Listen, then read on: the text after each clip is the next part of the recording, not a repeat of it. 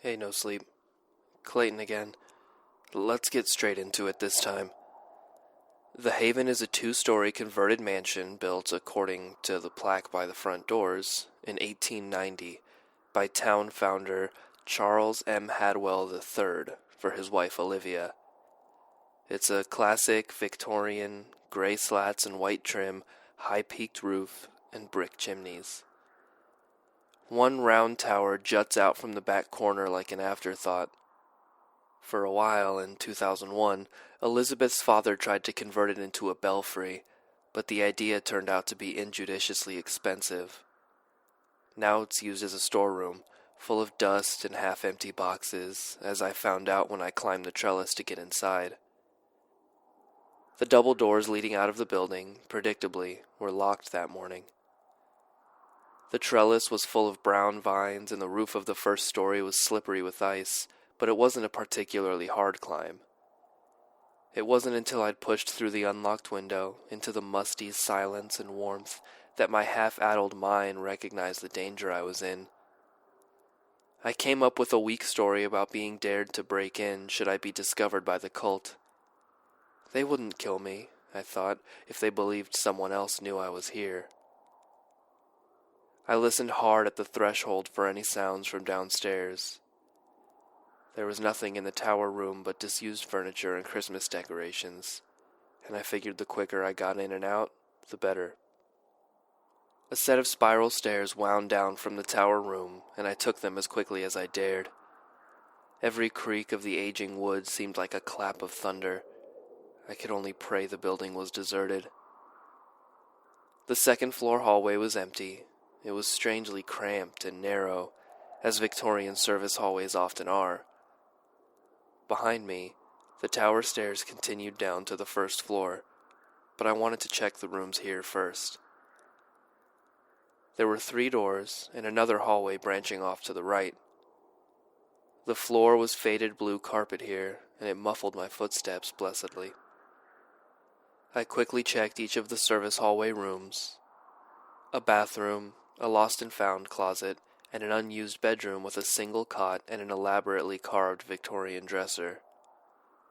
I figured that might be the room of the caretaker, on the hopefully rare occasion he had to spend the night here. It was clean and sparse, the sheets a little dusty, long since slept in. The lost and found closet only had a couple of items inside: a baby blanket, a grade 11 history textbook, a pair of men's flip-flops, and a woman's gold wristwatch. There was also a purse, in which I found the ID of my 4th period English teacher from senior year. I'd liked her back then. She was young, smart, and funny. I'd trusted her. I'd been alone with her many times during office hours. That trust snapped as soon as I saw her grainy official picture on the laminated card. I think that was when I really started realizing how far the cult reached in this tiny town of mine. People I'd thought of as normal, even trustworthy, were involved. It threw my world into question, and I was already a paranoiac. I wondered about all of my friends. I wondered about my mom. Next, I moved into the main hallway, careful to leave everything exactly as I found it. There were 2 more doors here, and the upper landing of the entrance hall, from which the main staircase descended. As I reached to touch the knob of the door closest to me, the house groaned around me, and a low creak came from downstairs. I froze with mind-numbing fear for a solid minute, listening hard but hearing nothing. I decided it was the mansion settling and opened the door. Jackpot. It was an office, classically decorated in mahogany and bronze, quintessentially Victorian. I closed the door behind me and went about searching it as thoroughly as I could. The desk yielded results, in the form of minutes from cult meetings for the past 40-odd years. They were contained in a thin notebook, which was contained in a locked drawer, a drawer I broke into with a pocket knife, a screwdriver, and the longest 15 minutes of my life. The minutes were brief, and meetings were only conducted twice a year and on special occasions. There seemed to be 4 or 5 people in attendance at each, who were referred to by initials which changed occasionally signifying the loss of an inner circle member and the initiation of his replacement. There was nothing really of note the majority of the time, mostly administrative or charity stuff, but I started looking for entries during the months that were not planned for meetings, any month besides January or July. The minutes themselves were lost when my file was stolen in 2014, but I transcribed them on my laptop long before that. A laptop, by the way, that was stolen and then returned to me. Thank you, Claire. So the minutes. The first entry is dated January 1964. This was before the reign of the current Mayor Hadwell, so I assume the H that is mentioned is his father. Another initial that might interest you is that of Z. The minutes were more long and detailed in the beginning, and you'll notice they really go in for random capitalization, so excuse my omissions. It goes on a bit before C and M approach with compelling evidence that Acolyte Stern is not one of our true faithful. He has expressed doubts and queries to other acolytes, particularly regarding those it has chosen for the rites of ascension. We cannot allow him to spread slander and fear among its followers. Our entity's continued strength and survival depends on ascension being seen as the honor it is. H will preach on this during tomorrow's sermon. Additionally, more evidence must be gathered against Acolyte Stern before action can be taken. Z will pose as a new member of our following with doubts and concerns, and will go to Acolyte Stern for counsel to find the truth of what he is telling others. Then, in February of 1964, Z reports that Acolyte Stern made clear his suspicion and doubts about our entity. Z demanded evidence of him in an attempt to reveal his treachery. Watch closely for any movement. Again, February 1964, but later in the month. Last night, Acolyte Stern was found in the basement archives taking photographs. He is now deceased. Watch for his allies. Security will have to be increased. On another note, Z asks our permission to take a 2-week vacation. In light of the continued and excellent service of his family over the generations, this council grants him 3 weeks and a ticket to London. Z is very pleased, and the council wishes him congratulations and thanks. A couple things to unwrap here, quickly. Those basement archives caught my attention. I read the first few entries while I was still in that office, so the basement was my next destination. On the subject of Z, in April of 1979 there was a note in the minutes that Z celebrated the birth of his son. I have to assume this son is the Z who met Alan and pretended to cure him. I think he kept tabs on Jess during her time in the town, too. He wasn't working against the entity. Did you actually think Lavender could cure fuck all? He and his groups of friends were as full of tricks as their mistress, working with her towards whatever goal she had at the time. Z seems to come from a long line of the cult's spies, for lack of a better term. Liz's loyal lapdog, full of misinformation and manipulation. I think that he and maybe 1 or 2 others pretended to be the entity's enemies while actually doing a lot of the grunt work for Elizabeth. Warnings not to return to the town were attempts to spread the infection. They also spread propaganda that grossly exaggerated the power of the entity, making it out to be some kind of unstoppable force. Claire even got an email from this group, which doesn't do so much besides literally say, "It wins." I wonder how many people this worked on, especially on those who were not cultists. I wonder how many ticking bombs Liz has set up across the country.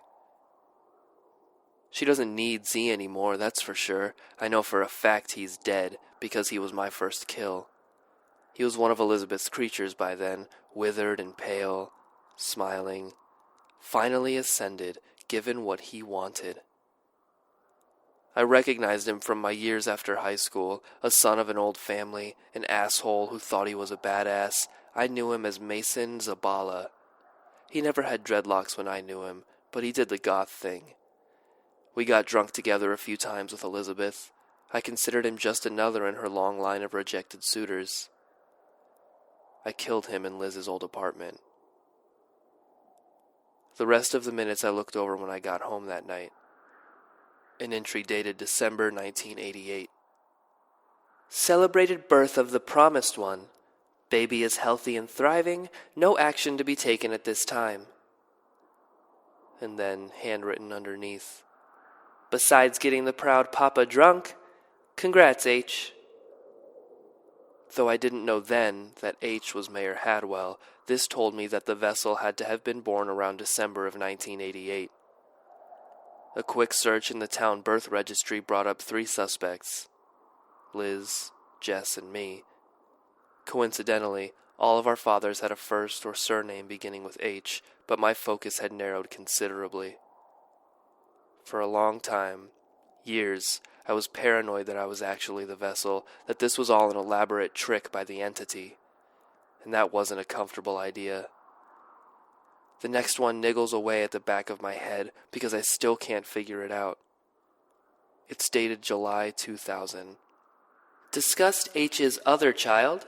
No action to be taken at this time. Watchful waiting.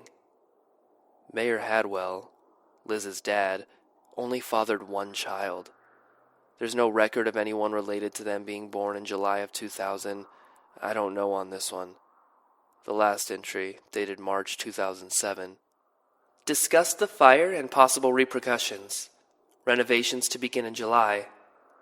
H is not concerned about other events, assures us she will come to her senses. Looking back, I see this was about Elizabeth. Proof that she did break from the cult on the night of the fire.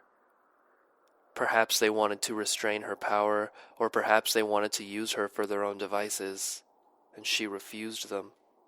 The minutes stopped after that. I knew the cult was still functioning, sermons were still held every Saturday, but it seemed the inner circle had disbanded.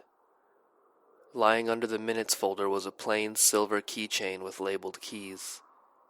I took that too, and replaced the drawer as well as I could. There were scratches in the wood from my screwdriver and chunks gouged out so I could get at the lock, but there was nothing to be done about that. I was focused on the basement archives. I hustled down the stairs, intent now on following my lead and then getting the fuck out of Dodge.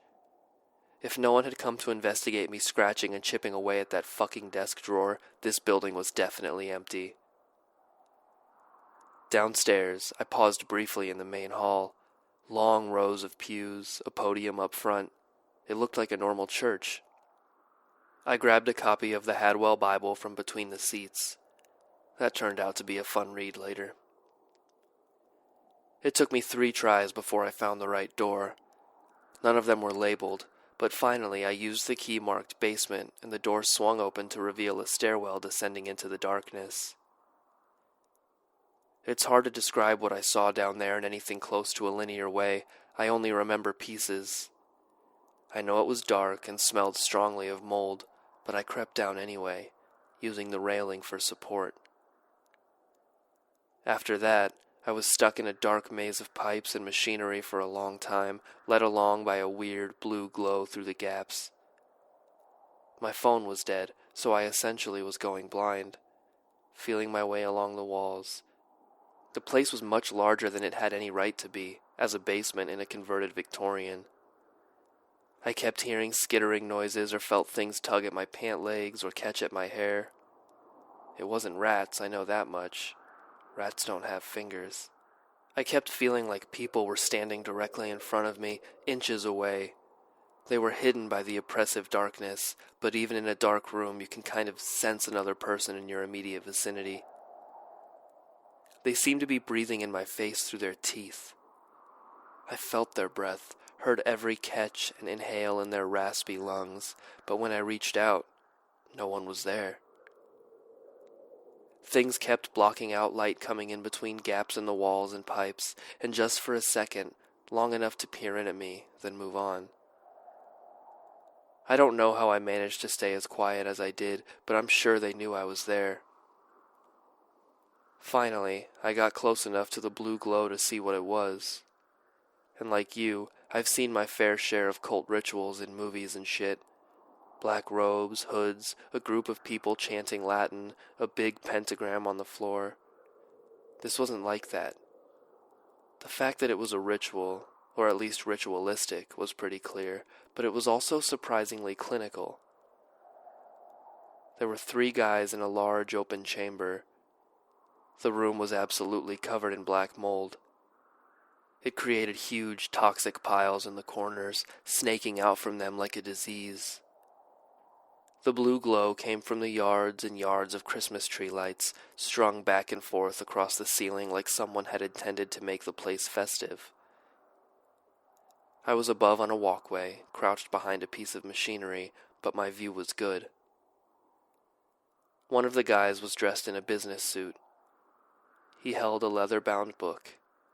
I'd kill to get my hands on that thing, but I think the cult only has one of them, and it's guarded as shit.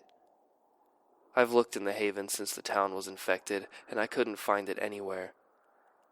Given that the dark lower floors are crawling with Ascended, I was hesitant to go down for long.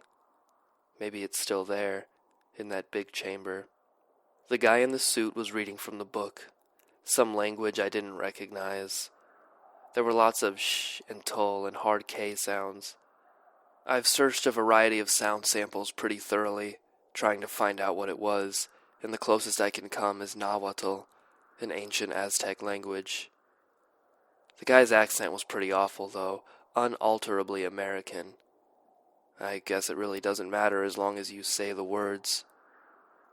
Another guy seemed to be the muscle. He was dressed in a black jumpsuit, complete with gloves and some kind of makeshift hazmat helmet. He was holding the third guy face down on the ground, straddling his waist and forcing his arms behind his back.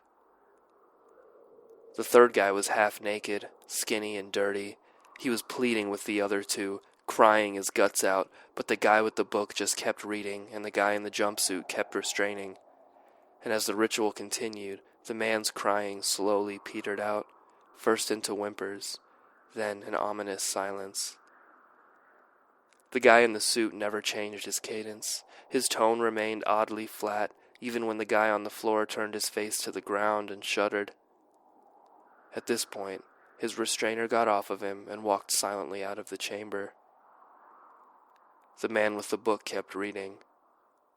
It went on for full minutes. Then the victim started twitching, and the man in the suit did raise his voice. He sounded slightly more excited now. The twitching got violent, practically seizing while the man read the last few sentences. But as soon as the words stopped, the victim collapsed, utterly still. And at the time, I thought he was dead. You've probably guessed what was happening here, so it shouldn't come as much of a shock when I tell you that, after a few seconds, the victim's head snapped up from the ground. A digression here. Obviously, we know that being exposed to the mold is enough to spread the infection, but I think it's used as a sort of conduit for the entity, as opposed to being its own supernatural occurrence. In other words, it's real black mold.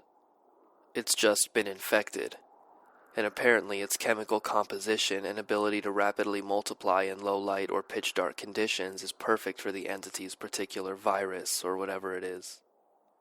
For some reason, possessing a human can take weeks when the virus is spread by mold, and sometimes even takes multiple exposures, but not often. I have some documents transcribed onto my laptop, ones I stole from the police station in town during the outbreak. They'd been working with local scientists, sort of a best guess report on what the hell this thing could be, at least until the CDC was called, which, by the way, never happened. Let me know if you want to hear them, and I'll gladly send them over. This story is already far too long to justify posting them here. I think the cult used the ritual to speed along the process of ascension, to feed the entity here and now, to call it directly to the victim. Yeah, a magic fucking spell. It seemed to work, though. The guy on the ground braced his hands against the floor and started to turn his head, very slowly. The man in the suit watched impassively as the victim turned just his neck to look back over his shoulder. He rotated his head so far around that I flinched, watching the tendons in his neck pop and strain. When he was finally facing me, I saw that he was smiling, mouth stretched tight in a rictus grin. Wide, white eyes with pinprick pupils were trained directly on my hiding place the whole time. Even as I watched, he deteriorated, like the force was sucked out of him hocus pocus style. But he didn't just get old. He got corpse-like. Skin went waxy white, fat and muscle dropped away, fingers curled in on themselves and adhesions formed between them. Black rot started to form rapidly on his feet, necrotizing them and half the legs in less than the time it took for him to fully turn his head. This was my first experience with someone ascended, and I remember thinking distinctly that I never wanted to see anything like it ever again. In the midst of his literal ingestion and decomposition, the victim extended a frail arm and pointed to the ledge where I was crouched.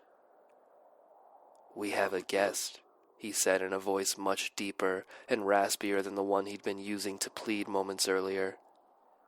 At that moment, the rot spread over his scalp and across the skin below his ears. And on the next attempt at speech, his lower jaw broke away, taking his tongue with it and exposing a partially rotted trachea. Oozing black fluids, the flesh dropped with a wet thud to the floor. I didn't need more of an excuse. I shot up out off my haunches and took off, vaulting over some pipes and back into the basement's darkness. I wasn't going to stick around hoping the victim hadn't meant me. I heard the man in the suit shouting, and soon his voice was joined by another, then the sounds of pursuit. My only thought was to put distance between us. I took random turns, and by the time my adrenaline was spent, I was lost. The next bit felt a little like making my way through a Halloween-haunted house, a series of rooms lit in eerie blue light, absolutely crawling with black mold. They're in my head like so many snapshots, a tiny tiled cell with a drainage hole in the floor, clogged with long clumps of brown hair, gurneys lining the walls of another room, white sheets stretched over their occupants, a row of dirty bathtubs, mason jars filled with teeth. One room was too dark to see in once the door slammed behind me. I froze for the first time since running away from that big chamber. I heard shuffling from all sides, raspy sighs, groans. Finding my sense again, I started trying to feel my way through it. I happened to touch the metal bars of a shaky structure to my left, only to feel something fleshy behind them touch back. Yelling, I stumbled backwards into another rickety metal structure, and a hand stroked my hair from behind. I felt breath in my ear and reacted instantly, spinning around and pushing the structure away. I heard a crash as the metal structure toppled off of its surface and onto the floor. The noise had attracted attention. A door at the other end slammed open, giving me enough blue light by which to see what the metal structures were.